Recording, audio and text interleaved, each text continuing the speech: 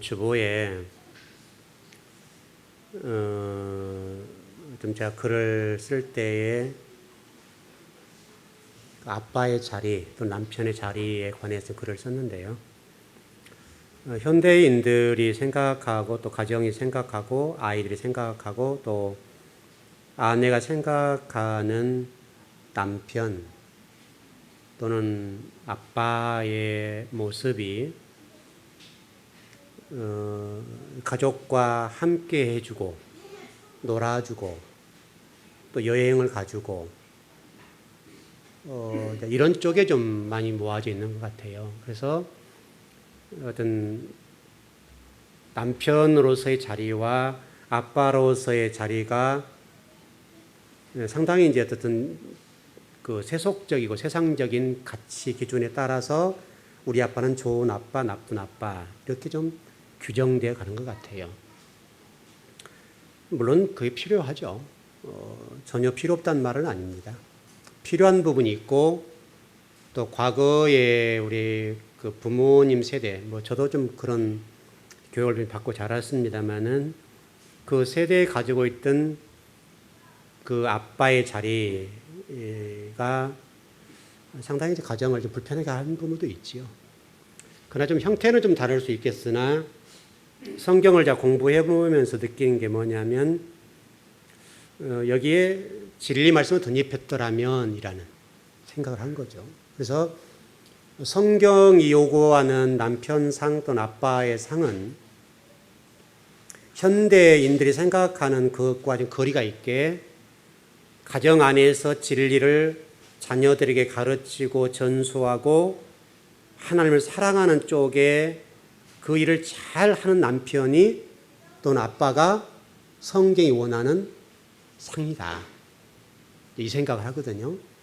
여러분이 그게 얼마나 동조가 되고 머리를 끄덕일지는 모르지만 그게 맞습니다. 근데 여러분 가치 속에도 비록 신앙생활 하지만은 신앙의 가치보다는 내 남편이 나에게 좋은 것을 선물해주고 또 이벤트도 한 번씩 해주고 또 자녀들에게 좋은 옷도 사주고 좋은 외식도 시켜주고 또 그리고 잘 놀아주고 여행도 좀 가주고 하면은 좋은 남편, 좋은 아빠다. 이게 상당히 좀 견고하게 굳어져 있을 겁니다. 우리 창세기 1장 1절을 여러분 공부하면서 이런 공부를 했죠. 바로 이것이 행복의 조건에 우선돼야 될 문제인데 창세기 1장 1절이 우리에게 전하고자 하는 하나님의 생각이 뭐라고 배웠는가 하면 하나님의 근본 의도하신 그 높으신 뜻과 계획이라고 하는 것들이 하나님 말씀을 배우고 익혀서 살아가는 것. 이것이 구원이고 이것이 행복이다. 이게 높은 가치를 추구하는 것이다. 왜냐하면 이 레슈트라는 단어를 통해서 베레슈트라는 단어를 통해서 이 베라고 하는 뭐뭐 아내와 레슈트라고 하는 머리, 가장 높은 머리, 바로 하나님 예수 그리스도를 설명하는 건데 하나님이 생각하시는 인간의 구원의 조건과 행복의 조건이라고 하는 것은 하나님의 근본 의도하신 높으신 뜻과 계획을 말씀을 통해서 배우고 익혀서 이뤄가는 것. 이게 이제 우리 아버지가 우리에게 가르쳐 주신 것인데 이것과 우리가 생각하는 이 갭이 생긴 거죠. 거리가 생긴 거예요. 이게 좁힐 수 있겠는가? 땅지향적 인간적인 어떤 인본주의적인 사고를 어떤 지배받고 있는 우리들과 이 어떤 하나님이 원하는 이 신본주의 사상과 이것을 얼마나 우리가 좁혀갈 수 있겠는가? 이 문제가 상당하게 충돌을 일으키고 있어요. 이 충돌이 일어나고 있는 이 충돌을 어느 정도 지금 우리가 가까이 가는가의 문제인데 늘 부딪히는 거죠, 이게. 그래서 이것 때문에 사실 우리가 힘들어하고 괴로워하는 거죠. 그 실질적으로 세상이라고 하는 것들 생각해 보시면 세상이라고 하는 행복이 있다라고 생각할 수 있겠는데 행복이라고 하는 것은 있지만은 완벽할 수는 없습니다. 그 행복의 정도가 조금 차이가 있어요. 돈이 많냐 없냐 여기에 이런 결정되는 것도 아니고요. 실질적으로 행복이라고 하는 것이 이 세상에 있는 동안에는 완벽하게 누릴 수 있는 사람은 없습니다. 왜냐하면 그건 성경이 우리 증언해 주는 거니까. 결국 우리가 행복이라고 하는 것들은 결국 하나님의 근본 의도하신 높은 뜻과 계획을 배우고 익혀서 그 하나님 원하신 삶을 살아내는 것. 다시 설명하면 우리 창세기 2장 17절에 말씀 배웠던 것처럼 하나님께서 우리에게 그 어떤 계명을 따라 예비하는 삶을 살아가는 것. 이것이 행복의 조건이거든요. 근데 우리가 생각하는 행복의 조건과 너무나 거리가 떨어진 거예요. 이게 이제 문제 같아요. 그래서 우리는 항상 이제 이 충돌을 하고 사는 거죠. 그래서 창세기 1장 2절에 설명했던 것처럼 혼돈과 공허와 흑암이라고 하는 것들이 우리를 지배하는 거예요. 우리의 생각을 지배하고 우리 사상을 지배하고 우리 가치관을 지배하고 세계관을 지배하니까 그 영향권 안에 살아가는 거예요. 그러면 그 삶을 사는 동안에는 우리가 절대로 행복하지 못하다. 또 구원도 이룰 수 없다. 또 하나님이 원하시는 사람이 될 수 없다. 이게 성경의 가르침이란 말이죠. 그러니까 창세기 1장 1절 2절에서 모든 것들을 정겨내버렸어요. 그런데 우리는 그것을 배웠고 알고 있는데 불구하고 우리는 그것과 발맞추지 않고 언제나 세상에서 추구하는 바대로 우리 인생을 이렇게 끌고 간단 말이죠. 그리고 충돌이 일어나는 거예요. 아마 여러분 지금 세상을 바라보시면서 상당히 불안한 부분이 있을 거고 또 두려움도 있고 좌절도 있죠.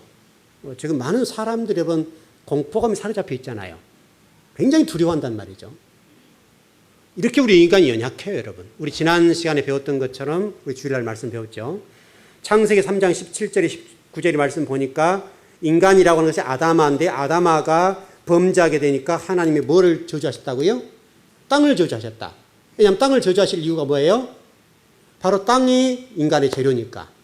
땅으로부터 올라온 먼지가 우리 인간이니까. 거기에 하나님이 생명의 기운을 집어넣으니까 살아있는 사람이 되었다. 결국 지금도 똑같아요. 지금 예를 들어서 우리가 여러 가지 공포스러운 부분이 많고 지금 이 거리를 활보하기 굉장히 어렵잖아요. 그래서 지금 교회도 보니까 구청에서 공문이 왔어요. 교회가 이렇게 회집 장소인데 이 메르스에 좀 조심해다오. 이런 공문이 왔어요. 그만큼 이 사회가 어렵단 말이죠. 그래서 많은 곳에서 이 공포 속에 살아가고 있는데 이 공포로부터 자유로울 사람은 아무도 없어요. 중요한 것은 설령 그것이 우리에게 온다 하더라도 하나님의 생명의 기운이 있는 동안에 괜찮단 말이죠. 하나님의 생명의 기운을 지배하면 괜찮다고요. 근데 우리가 이 하나님의 생명의 기운을 얼마나 인정하고 갈 것이냐의 문제는 또 다른 문제예요. 어차피 저와 여러분은요, 땅으로부터 올라온 먼지에 불구하고 우리가 진리를 떠나 하나님을 떠나는 동안에는 가시와 엉겅퀴를 내게 되어 있고 땀을 흘릴 수밖에 없는 이 세상이란 말이죠. 일단 우리가 이것을 인정해야 돼, 인정하고 출발해야 돼요. 우리는 연약하다. 언제든지 우리는 죽을 수 있다. 우리는 이것을 인정하는 것이 중요한데 우리는 그걸 인정하지 않으려고 그래요. 그래서 여러분과 제가 오늘 예배를 드리면서 일단 우리 연약함을 인정하고 하나님 우리의 생명을 지켜주지 아니하면 우리는 언제든지 잘못될 수 있다. 하나님이 저와 여러분을 지켜주셔야 되고 생명의 기운이 뚫고 들어오셔서 우리를 지배해 주셔야 된단 말이죠. 하나님 지금 말씀하시려고는 여러분 그런 것 아닐까요? 하나님이 질구저셔가지고 니라 연금 봐라 이런 말은 아니잖아요, 여러분. 그런 것 같지는 않아요. 우리에게 지금 하나님이 말씀하신 것은 너희들 생각대로는 안 돼. 너희들이 저 세상에 이상을 가지고 살아가지만은 그 이상을 이룰 수 있는 사람은 아무도 없고 그 이상 속에 들어간다 하더라도 너희는 절대적으로 완벽한 행복은 누릴 수 없다. 이것을 말씀하신 것 같아요. 여러분 지금 정부, 국가라고 하는 것이 여러분 뭡니까? 국가라고 하는 건 국민의 재산과 생명을 보호할 의무가 있죠. 그러나 여러분 어떤 대통령, 어떤 정부가 들어선다 하더라도 여러분의 생명과 재산을 완벽하게 보호할 정부가 있을까요, 여러분? 여러분 그것은 없습니다. 없고 그렇게 할 수도 없습니다. 최근에 좀 어떤 그 글을 좀 보니까요, 이렇게 글이 나와 있어요. 제목이 우리나라 국민들 어떤 문제를 만나면 너무 호들갑을 떤다. 그런데 일본은 어려움을 만나게 되면 잠잠하다. 이게. 여러분 혹시 그런 글을 읽어보셨나요? 우리 국민은 어떤 어려움을 만나게 되면 굉장히 급속도로 달아올라요. 달아오르고 너무나 호들갑을 떠는 거예요. 물론 언론이 조장하는 부분이 있죠.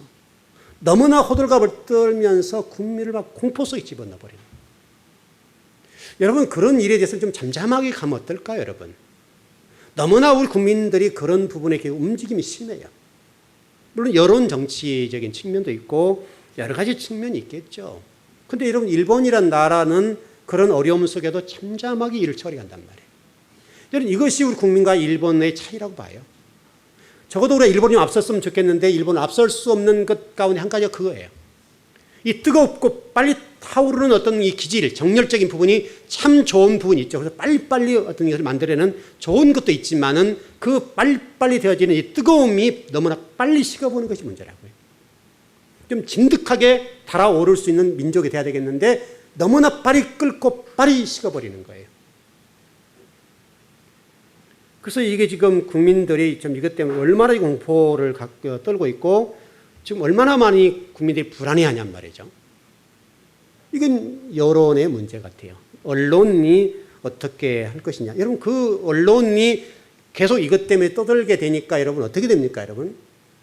한국 이 경기 침체가 굉장하게 와버렸어요. 그래서 수출이요. 지금 굉장하게 지금 지연되고 있고 올해 3% 성장이 위태롭다. 이렇게 왔단 말이죠. 여러분 이게 흔들려 버리면 국가 경제, 경기 이게 엄청난 손실이 오는 거예요. 여러분 관광객이 들어오지 못하는 것과 내수 경제 침체 문제에 대해서 얼마나 많은 국민들이 어려움을 겪고 있는데요. 지금. 좀 우리가 좀 침착하게 대응하고 침착하게 일을 처리했으면 좋은데 너무나 우리 국민들은 이 부분에 대해서 너무나 좀 이렇게 잘못해요. 약점이에요. 우리 국민들의. 장점인과 동시에 약점이란 말이죠. 여러분 그리고 어떤 제가 그 좀 경제 쪽에 관련된 글을 좀 보니까 전문가들에서 이런 얘기가 좀 나오고 있어요. 어떤 수출 실적이 급감하는 문제를 두고 수출 금융 주체들 간의 책임 공방을 떠넘기고 있다. 이 문제 가지고 이 수출 문제의 실적을 두고 이 어떤 은행들 사이에 굉장하게 싸우고 있단 말이죠. 힘을 합치고 얼굴을 맞대고 어떤 수출의 활로를 찾아가더라도 힘들 판인데 서로 주체 공방. 네가 잘했니 잘못했니. 지금 여러분 이 모든 사건들을 보시면 우리나라는 그 주체 찾다가 일을 못하잖아요. 네가 잘못했다. 네가 잘못했다. 이 주체 문제를 다투다가 국민의 생명과 재산을 앗아간단 말이죠. 이것은 우리 국민의 아주 약점 중의 약점이에요. 어떤 하나 좀 정리하자면 저와 여러분이 살아가는 이 세상이라고 하는 것은 여러분 일단 완벽할 수가 없습니다. 그것을 인정해야 됩니다. 오늘 공부하려고 하는 내용이 바로 그 부분입니다. 그럼 어디가 완전하냐? 이런 것을 좀 오늘 다뤄보려고 그럽니다. 지난 시간에 이어서 공부를 계속 해보려고 그러는데요. 자, 오늘 본문 내용 가운데 4장 3절을 여러분 주목해 보십시오. 내용을 좀 읽어보면 이렇게 되어 있습니다. 앉으신 이의 모양이 벽옥과 홍보석 같고 또 무지개가 있어 보좌에 둘렀는데 그 모양이 녹보석 같더라. 이게 좀 하나님을 설명하는 거예요. 하나님을 설명하는데 앉으신 이의 모양이 벽옥과 홍보석 같고 또 무지개가 있어 보좌에 둘렀는데 그 모양이 녹보석 같다. 그럼 이런 하나님 어떤 분이 상상이 좀 됩니까 여러분? 어쨌든 이렇게 생겼구나 이렇게 생각할 텐데 여러분 이 본문은 하나님이 그렇게 생겼다는 말이 아니에요. 요한이 하나님을 볼 때에 인간의 이 어떤 지식과 이해의 폭으로 봤을 때 설명할 길이 없는 거예요. 하나님을 설명할 길이 없으니까 그렇게 설명해 놨어요. 여러분 하나님이 보석입니까 여러분? 그러지 않죠 여러분. 하나님 보석이 아님에 불구하고 보석처럼 설명해 놨다. 보석처럼. 그래서 이 본문이 요한계시록 21장에 보면 이렇게 되어 있습니다.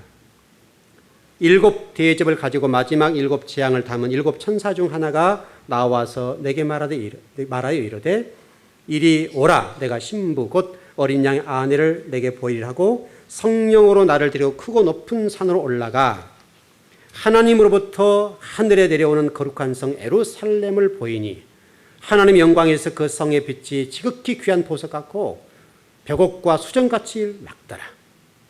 이렇게 설명합니다. 더 지금 21장 18절 20절을 보면 그런 내용이 쭉 나와 있습니다. 이게 뭘 설명하려고 하는 것인가 하면 요한계시록 21장에 나와 있는 이 하늘로부터서 하나님의 교회가 내려오는 장면을 설명하면서 교회가 하나님의 영광을 입고 있다. 이걸 설명하는 거예요. 그런데 이 교회의 모습을 보석으로 설명했는데 12보석으로 설명해 놨어요. 그렇다면 우리 성경 가운데에 이 보석이 등장하는 데 있지요. 여러분 어디에 있습니까? 자, 구약으로 이렇게 넘어가 보면 이 대제사장들이 입었던 여러분 옷을 상상해 보십시오. 생각해 보십시오. 그럼 그게 대제사장들이 입었던 이 흉패, 여기 지금 에봇 이런 부분을 설명하는데 이것이 출애굽기 28장 17절에서 21절 말씀을 요한계시 인용한 말씀입니다. 좀 읽어드리겠습니다.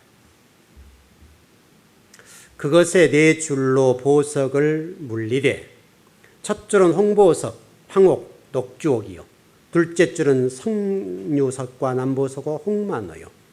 셋째 줄은 호박, 백만호, 자수정이요. 넷째 줄은 녹보석, 호만호, 백옥으로 다 금태를 물릴지니 이 보석들은 이스라엘 아들들의 이름대로 12이라. 보석마다 12지파의 한 이름씩 도장을 새기는 법으로 새겼다. 이렇게 되어 있습니다. 바로 이것이 요한계시록의 모습으로 좀 설명되어 있습니다. 바로 이게 굉장히 중요한 본문입니다. 무슨 얘기냐면 바로 저와 여러분에 관한 문제입니다. 저와 여러분이 세상 속에 불안하고 초조하고 완전하지 못하고 또 행복이라는 것도 여러 가지 문제가 있는데, 그런데 성경은 이 보석을 통해서 저와 여러분을 설명하는데 하나님의 영광을 입은 귀한 존재다. 이렇게 결론을 맺어놨습니다. 저와 여러분의 존재가 누구냐면 하나님의 이렇게 귀한 영광을 입은 존재라고 설명했다.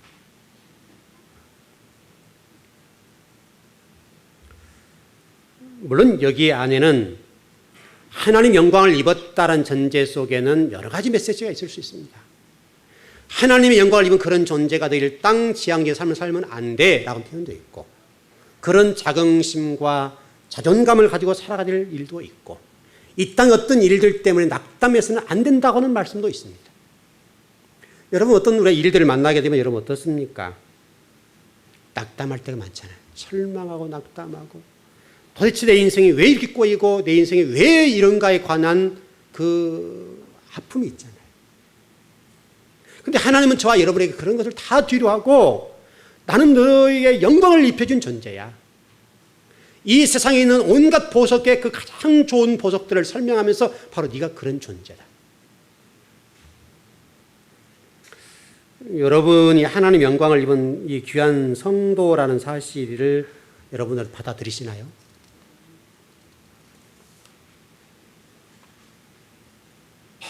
우리의 신분이 비록 땅에서는 여러 가지 어려움도 있고 또 두려움도 있고 공포도 있고 불안함도 있고 이 어려운 환경 속에서 어떻게 헤쳐나갈 것인가에 대한 여러 가지 미래에 대한 불확실성의 문제 때문에 어렵습니다. 그런데 하나님은 저와 여러분들이 말씀하시기를 이렇게 말씀하신단 말이에요.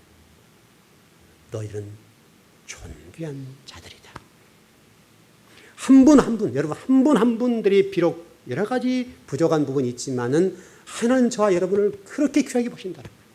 실질적으로 성경이 여러분 한 분을 그렇게 만들어 가시잖아요.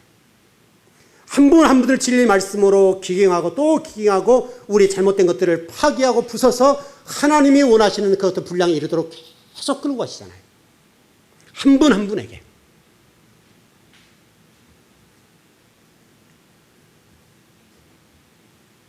하나님 지금도 저와 여러분들을 그 하나님의 근본 의도하신 돋보인 뜻과 계획이라고 하는 사람들로 만들어 가시는 그런 과정에 있습니다. 여러분이 그 존귀한 자들이십니다. 비록 우리가 하나님 말씀을 어기고 때로는 불순종하고 또 곁길로 가고 때로는 넘어지기도 하고 때로는 진리를 거역하기도 하고 하나님 멀리할 때도 있습니다. 실수할 수도 있습니다. 그러나 하나님 한 번도 우리를 외면하지 아니하시고 그 상황 속에도 우리를 추시하고 계신다. 한 분 한 분. 왜? 예수 그리스도의 피가 우리에게 있기 때문에. 여러분 그 부모된 입장과 자녀된 입장이 같이 있는데 부모된 입장에서 여러분 자식들을 생각해 보잖아요. 여러분 부모된 입장에 자식들을 생각할 때 참 훌륭하게 컸으면 좋겠다. 나처럼 살지 않았으면 좋겠다. 이런 생각이 지배적이죠. 그렇습니다. 그런데 여러분 자녀들은 그 부모의 마음을 알아요? 몰라요? 잘 모르죠. 이제 이게 하나님과 우리 관계예요. 하나님 저와 여러분이 바로 그렇게 존귀한 자로 성장하고 그렇게 세워져 가기를 원하시는 건데 우리는 그 아버지 마음을 몰라요. 제 갈 길로 갔다. 내 생각대로 간단 말이죠. 마치 내 자식을 보면 우리의 모습을 보는 거예요. 하나님이 부모와 자식과의 관계를 우리에게 주신 이유가 뭡니까, 여러분? 니도 나를 이해하려고 하면 네가 부모된 입장으로 자식을 봐라. 또 자식된 입장으로 부모를 봐라. 이거잖아요, 여러분. 그거 가정을 주신 거 아니에요? 자녀들이 곁길로 가는 모습이 바로 내가 하나님 앞에 지금 곁길로 가는, 저와 여러분이 곁길로 가는 모습을 보여주기 위한 샘플이란 말이죠. 그때 여러분 마음이 속이 타고 아픈 것처럼 하나님이 저와 여러분들이 그럴 때 얼마나 고통스럽고 아파하는지를 몸소 체득하라는 거예요.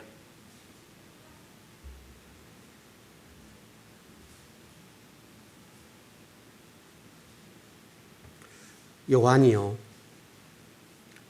하나님 보좌에 앉아 계시고 하나님의 영광을 입은 교회가 이렇게 쫙 있습니다. 상상을 해보십시오. 그림이니까. 그림을 글렀었다 그래서 요한계시록이, 요한이 주님의 인도를 따라서 끌어올림을 당해서 하나님 보좌를 쫙 그림을 보는 겁니다. 그것을 글로 풀었는데 당시 요한이 느꼈던 이 하나님의 이 보좌의 내용과 그 주변 상황들은요, 엄청난 거였습니다. 전번에 요한계시록 공부할 때 말씀 조금 드렸습니다만은 요한이 지금 상황이 어떤 상황입니까, 여러분? 로마에 의해서 신앙적인 핍박을 당했습니다. 그리고 반모섬에 유배됐습니다. 반모섬에 유배됐다고 하는 것은 곧 죽음인 거예요. 희망이 없어요. 자신의 힘으로 나올 수 있는 방법이 없습니다. 그럼 먹을 것을 제대로 줍니까? 그러지 못합니다. 그건 아예 죽는 것만 못하는 거예요. 훨씬 고통스러워요. 절망할 수밖에 없어요. 그런데 바로 그때 하나님이 요한을 끌어올리셔서 그 보좌를 보여주시면서 하나님의 교회, 하나님의 성도의 완벽한 모습을 착 보여주신 거예요. 그러면 여러분 힘이 났을까요? 안 났을까요? 이렇게 정리하면 될 것 같습니다. 저에게 한 1,000억짜리 건물이 있다 합시다. 그냥 1,000억짜리. 그리고 앞에 앉으신 분이니까 이게 우리 이 권사님한테 제가 권사님 한잔 합시다. 그래 나오시라 그랬어요. 그러니까 권사님은 이제 아무도 모르고 나오신단 말이죠. 그럼 제가 이제 딱 차를 마시면서 하는 얘기가, 권사님 지금 교회와 하나님 나라에서 일을 많이 쓰시는데 제가 권사님 수고한 대가로 선물 하나 드리려고 합니다. 그럼 괜찮겠죠? 그래서 제가 선물을 딱 보따리를 풀면서 뭐라고 얘기하는가 하면, 변호사를 대동하고 와서 선물 보따리를 탁 풀어놓는데 권사님 이제 등기부 등본을 탁 펴놓으면서 이게 1,000억짜리 건물입니다. 근데 권사님, 제가 이 권사님에게 이걸 양도하겠습니다. 권사님 좋아요, 안 좋아요? 좋죠. 좋잖아요, 여러분. 그래서 변호사 딱 와가지고 공증을 딱 쓴 거예요. 그리고 제가 뭐에서 5년 있다 드린다, 아니면 제가 죽은 다음에 짜서 드린다, 어떤 드린다는 딱 공증을 쓴단 말이죠. 그럼 권사님 땡 잡았죠? 여러분 이거예요, 여러분. 하나님께서 저와 여러분을 그렇게 지금 말씀. 요한에게 지금 하나님의 보호자와 하나님 주변에 있는 걸 탁 보여주면서 하나님 교회가 이거야. 너가 지금 이런 교회 속에 속해 있어. 네가 지금 비록 로마에 핍박당하고 너 지금 유배됐지. 네 신세가 한심스럽지. 그런데 나는 너를 지금 이 보호자 가운데 이런 완벽한 교회의 한 영혼으로 인정한다. 그래 너 행복해 하면 안 행복해? 라고 물으니까 요한이 그때 이러면 어떻게 했어요? 땡큐죠, 여러분, 땡큐. 저 권사님이 1,000억짜리 건물을 탁 양도해서 탁 해드린 것처럼 그것과 비교가 되겠습니까, 여러분? 그러니까 요한이 그 핍박당하고 유배되어서 그 고통스러운 상황 속에 있을 때 하나님 보좌 속에 네가 지금 이 속에 있고 이 완벽한 교회 네가 주인공이야. 여러분 그걸 보여줬다는 그걸. 그러면 이 땅에 사는 동안에 요한이 또 내려왔을 거 아니에요. 반모섬 내려왔을 거 아닙니까, 여러분? 반모섬에 내려왔는데 힘들어요, 힘 안 들어요? 그런데 요한이 힘 들겠어요, 안 들겠어요? 그 완벽한 하나님 교회, 하나님 보호자의 자신이 앉아있다는 것 자체, 하나님 교회의 주인공으로 서 있다는 그 사실, 그 무리 속에 속했다는 사실 때문에 힘이 안 난다고요. 살 소망이 생기고 어떤 어려움도 극복해낼 만한 힘이 생긴 거예요. 바로 그게 누구냐면 여러분이라는 거예요. 진리를 추구하는 여러분, 하나님 말씀을 사는 하나님 백성들이 그 자리에 있다. 그 자리. 그래서 제가 여러분 일전에 그런 말씀 드렸죠. 보이는 교회와 보이지 않는 교회가 있다. 그럼 여러분들은 보이는 교회 아닌 보이지 않는 교회의 성도가 되셔야 된다. 바로 그 얘기를 하는 거예요. 그 얘기를. 그 보이지 않는 하나님 보좌에 있는 완전한 교회, 새 예루살렘 교회, 그 교회 요한이 딱 들어가서 본 거예요. 여러분 그 자리에 서 계셔야 된다. 그럼 이 땅에서 여러 가지 어려운 일을 당하고 때로는 슬픈 일이 있고 때로는 당한 일이 있고 아픈 일이 있지만은 요한이 밤모섬에서 딱 내려왔을 때 그 환경은 전혀 변하지 않았단 말이죠.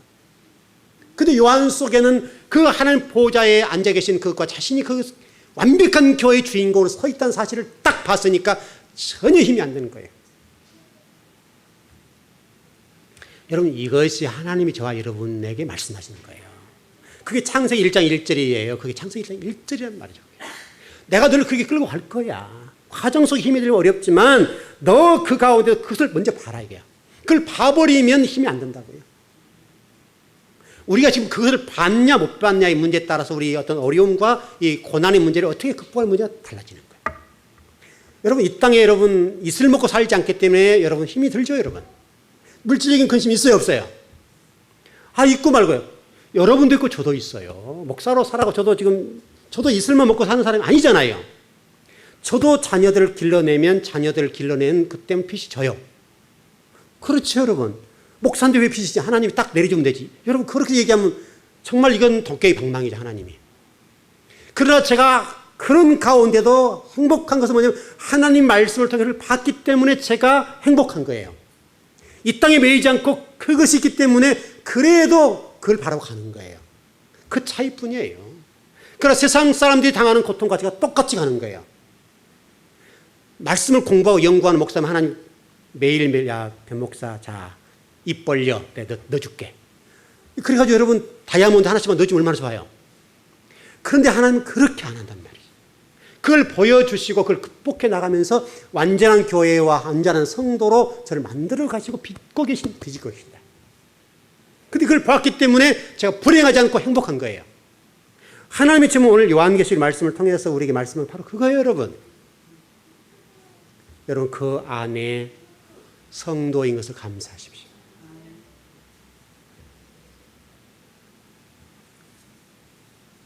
때로는 어렵고 힘들고 고통스러운 부분이 여러분에게 있을 겁니다. 또 좌절도 있을 거고 실패도 있을 겁니다. 그러나 여러분들은 이미 진리 말씀을 통해서 하나님 나라를 봤고 사도 요한이 봤던 것처럼 우리가 그림으로 볼 수 없으나 그 그림을 풀어놓은 하나님 나라를 보잖아요. 그 하나님을 보았기 때문에 그 하나님을 보면서 저곳이 내가 가야 될 곳. 그런 이 땅에는 어떤 어려움도 극복해낼 수 있고 어떤 일이 온다 하더라도 좌절하게 낙망하지 않고 어떤 실패한 일이 있다 하더라도 다시 살아날 용기가 생긴다 이 말이죠. 여러분 어떤 핍박과 고난 어떤 어려움 속에서도 살아낼 힘과 용기를 잃지 마십시오. 이것은 세상 사람 여러분 유료한 어떤 말이 아니란 말이에요. 집사님 힘내 이런 말이 아니란 말이에요. 하나님 나를 보아버렸기 때문에 그 속에서 용기를 얻으라. 앞으로도 저와 여러분에게 어려운 일이 있을 겁니다. 제가 가끔 그 얘기를 많이 해서 미안하기도 한데 세상이 자꾸 어려워진다 하니까 참 목사님 왜 비관적 설교를 하셔 할지는 모르지만 계속 이런 세상을 보면 어려워져 안 어려워져요. 성경이 설명해 놨으니까 설명할 수밖에 없잖아요. 그러니까 우리가 그걸 대비해서 살아야 된다. 대비해서. 어려워져도 우리 죽으라는 말이 아니라 그렇게 어려워질 거여도 진리 말씀으로 가. 그 말이잖아요. 지금.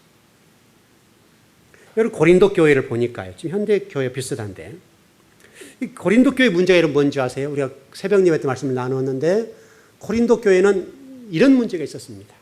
고린도 교회 문제가 뭐였는가 하면 자꾸 분쟁이 일어나고 막 다투고 뭐 여러 가지 문제가 많이 발생했는데 그 근본의 문제가 뭐냐면 은사 문제였어요. 고린도 교회는 이만큼 은사를 붙잡았어요. 은사가 임했어요. 그래 이 은사 받은 사람들이 최고라고 생각했어요. 군림했어요. 그 은사로 만족했단 말이죠. 그런데 그것 때문에 은사 받지 못한 사람들이 굉장히 핍박을 당하는 거예요. 은사 받은 사람을 짓밟히는 거예요. 은사 받은 사람이 진리를 가진 사람은 앞서 있단 말이에요. 지금 한국교회가 그런 것처럼 말씀 중심인 성도와 주의 종보다 은사 받은 사람이 훨씬 세게 보인단 말이죠. 신성해 보이고 신령해 보이고. 왜냐하면 현실적인 문제가 있으니까. 예를 들어서 만약 누군가가 메르스에 걸렸는데 제가 탁 기도 한마디 해서 물러갈지어다 했는데 나왔다 이거예요. 그러면 여러분이 생각하는 목사상 우리 목사님 능력도 많으셔. 이럴 거 아니냐 이 말이죠. 그래 진짜 중요한 것은 여러분 메르스 걸려서 제가 치료해서 나았다 하더라도 예수 믿지 않으면 죽죠. 지옥 가죠 여러분. 더 중요한 것은 진리의 말씀으로 잘 가르치기 중요하다. 언젠가는 우리가 죽어요. 살아났다 하더라도 죽는단 말이죠. 그런데 고린도 교회가 바로 그 문제 때문에 하나님 말씀을 무시하고 진리를 무시하고 하나님을 무시하고 은사 받은 자가 최고였어요. 더 나아가서 이방 종교와 혼합했어요. 그리고 성경 말씀대로 사는 사람들을 무시하고 지혜 없는 자다 그랬단 말이죠. 여러분 지금은 어떻습니까 여러분? 지금과 다릅니까? 비슷할 겁니다. 그래서 이 사도 바울이 그런 자들을 위해서 책망하고 징계하면서 고린도 교회에게 그런 말씀을 해요. 그리스도의 날에 책망할 것이 없는 자로 끝까지 견고케 하라. 너 은사 받은 그거 아무것도 아니야. 주님 오실 날 판단하셔. 그분이 판단하실 문제니까 너희들이 진리의 말씀으로 책망할 것이 없이 견고하게 서 있어. 그리고 고린도전서 16장에 보게 되면 엉터리 신앙에 관해서 쭉 지적을 합니다. 이런 것은 엉터리고 저런 것은 엉터리고 계속 엉터리 신앙에 대해서 설명하면서 동시에 완벽한 교회인 이 사도 요한이 봤던 그 하나님 나라에 대해서 설명하는 거예요. 그것만이 완벽한 교회다. 사도 요한이 봤던 것 똑같은 것을 봤단 말이죠.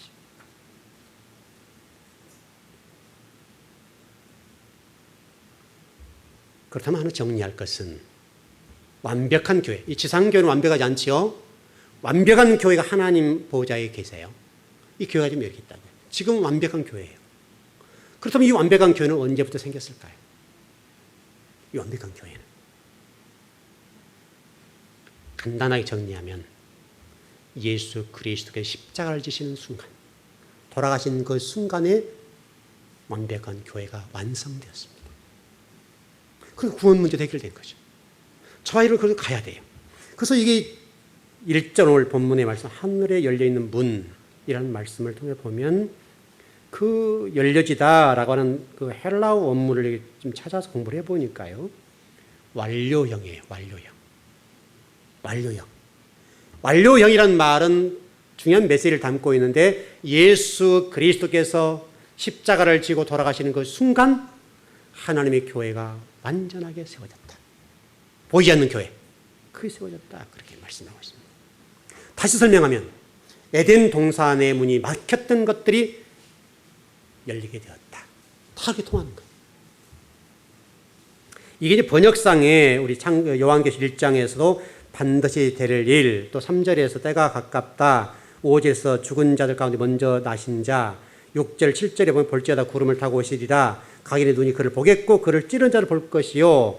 땅에 있는 모든 족속이 그로 인하여 애곡하리니 그러하리라. 아멘. 이렇게 됐던 말씀들이 쭉 보는데 오늘 이 말씀이 4장 1절에 하늘에 열려있는 문, 이런 문과 다 연결돼서 한마디로 정리할 수 있게 간략하게 정리하겠습니다. 이 단어는 똑같은 헬라어 단어가 한 단어입니다. 데이라는 헬라어 단어입니다. 번역상 문제. 번역을 한 분이 하는 것이 아니라 여러 분이 있기 때문에 번역 한 분에 따라서 표현이 다를 것뿐이에요. 그러나 이 헬라어 원문은 데이라는 단어입니다. 데이라는 말인데 이 모든 마지막 날 이렇게 정리할 수 있습니다. 마지막 날. 그 마지막 날. 어떻든 여러분과 저는 그걸 생각하고 오늘도 살아고 내일도 살아고 매일매일 그걸 생각하고 사셔야 돼요. 마지막 날을 나를 주님이 어떻게 평가하실 것인가. 구속사적인 의미로 말씀하고 있단 말이죠. 이것이 굉장히 중요하고 진리의 말씀을 가진 자와 가지지 못한 자의 최후의 문제가 달라진다. 결론을 정리하겠습니다. 여러분이 세상을 바라보시면서 일시적으로 좀 어려움도 겪고 낭망하기도 하고 절망도 하고 좀 여러 가지 힘든 부분이 많이 있습니다만은 여러분 그것 때문에 절망하지 않길 바랍니다. 그것 때문에 낙담하지 마십시오. 여러분이 낙담은 가장 아파심으로 주님이십니다. 왜냐하면 여러분들을 그 완전한 교회의 주인공으로 삼아 오셨다고 말씀하고 계시는데 우리가 그걸 못 봤다고 한다면 그렇죠. 우리는 이미 그 말씀을 배웠기 때문에 여러분은 그 속에 속한 자입니다. 그래서 여기에 있는 어떤 일들, 사도 요한이 반모섬에서 어려움을 겪고 힘들었잖아요. 그걸 보고 내렸잖아요. 그래서 힘들고 죽음의 고비를 넘기고 수많은 어려움을 겪었지만 그럼에도 극복해낼 수 있었던 것은 그걸 보았으니까. 여러분 본자로 살아가십시오. 그렇다면 여러분이 주어진 일이 지금보다 더 어렵고 더 힘들 일이 벌어진다 하더라도 극복해낼 힘이 생길 겁니다. 그건 나도 할 수 없지만 하나님 주신 그 힘, 그 진리 말씀을 붙잡아서 여러분들을 끌고 나갈 거란 말이죠. 그 진리 말씀의 길을 따라서 용기를 잃지 말고 비전을 잃지 말고 예수 그리스도를 바라보고 가십시오. 여러분 사도 요한이 이 소아시 7교회에게 던져진 본론적인 말씀입니다. 그래서 소아시 7교회의 모습을 쫙 보여주면서 너희들 그렇게 불완전해, 완전하지 않아. 너희들 가지고 있는 교회에 보이는 교회는 이런 교회들이야. 그런데 절망할 수밖에 없지. 그러나 하나님의 교회는 이런 교회가 있어. 완전한 교회가 있단다. 그러니 그 교회 바라보고 가. 그게 본론의 문제입니다. 여러분과 제가 그걸 바라보시고 우리 속의 교회들 가운데 왜 교회들이 저 모양이야? 성도들은 왜 저 모양이야? 왜 목사는 저런 모양이야? 다 불완전합니다.